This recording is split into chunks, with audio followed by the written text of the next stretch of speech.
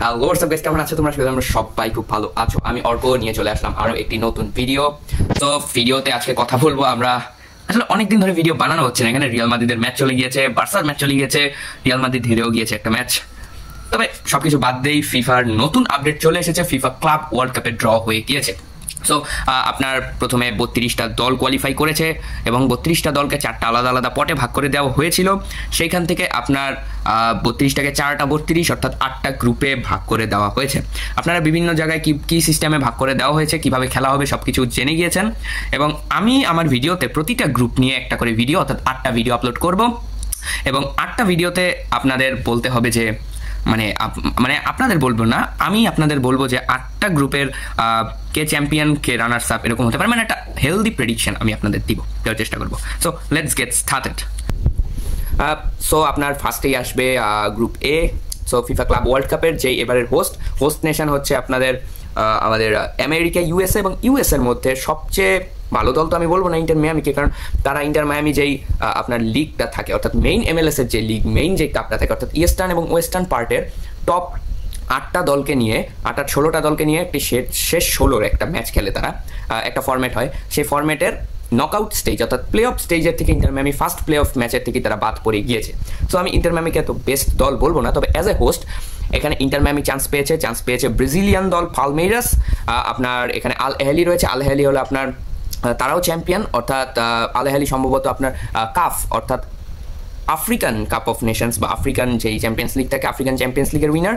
এবং সেখানে আরেকটা জায়গা পেয়েছে এফসি পোর্তো হলো আপনার উইনার নয়, পোর্তো কোনো আপনার দলের অর্থাৎ চ্যাম্পিয়ন্স লিগের উইনার নয়। তবে ইউএফআর যেই র্যাঙ্কিং রয়েছে, র্যাঙ্কিং ওয়াইজে পোর্তো একটি চান্স পেয়েছে, একটি স্লট পেয়েছে ক্লাব ওয়ার্ল্ড কাপে। এবং পালমেইরাস তারা 2 বছর আগের চ্যাম্পিয়ন লিবার্তাদোরেসের। সো এখানে যদি একটি হেলদি কম্পিটিশন আপনি বলেন, যদিও ইন্টার মায়ামিতে মেসি, সুয়ারেজ, জর্ডি আলাবা এবং সার্জিও বুস্কেস রয়েছে, তারপরেও এখানে একে আপনার এফসি পোর্তোকেই আগিয়ে রাখতে হবে। কারণ এফসি পোর্তো হলো ফার্স্ট অফ অল আপনার পর্তুগিজ লিগের একটি দল। পর্তুগিজ লিগ একটা টপ টায়ারের একটি লিগ। আর সম্ভবত এবার 6 নম্বরে রয়েছে পর্তুগিজ লিগ।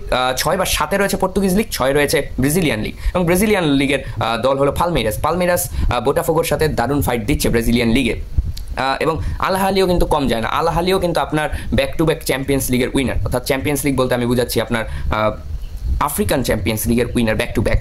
এবং তারা তাদের ইজিপশিয়ান লিগেও ভালো একটি পারফর্ম করছে। তবে ইন্টার মিয়ামিকে আমি 4 নম্বরেই রাখছি, আল আহলিকে 3 নম্বরে, পোর্তো 1-এ, পালমেইরাস 2-এ।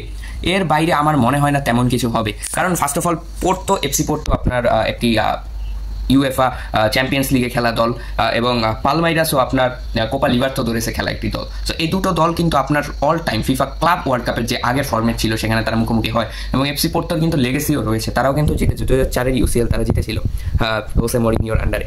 সো পোর্তোর সাথে মনে হয় না মিয়ামি পেরে উঠতে পারে। ওইদিকে পালমেইরাসের সাথেও আমার মনে হয় না মিয়ামি পেরে উঠতে পারে। পালমেইরাস এবং পোর্তো যদি 1-2-এ থাকে, সেখানে আল আহলির সাথে হয়তো পেরে যেতে পারে ইন্টার মায়ামি, তবে আমি শিওর না আল আহলির সাথে পারবে কি না। সো আমি মায়ামিকে 4-এই রাখছি, আহলি 3-এ, পালমেইরাস 2-এ, পোর্তো 1-এ। So it is my prediction. আপনারা আপনাদের প্রেডিকশন কমেন্ট সেকশনে জানিয়ে দিতে পারেন। আজকের জন্য এই পর্যন্তই। ভালো থাকবেন, সুস্থ থাকবেন এবং গ্রুপ বি নিয়ে আমি চলে আসছি নতুন একটি ভিডিওতে। বাই।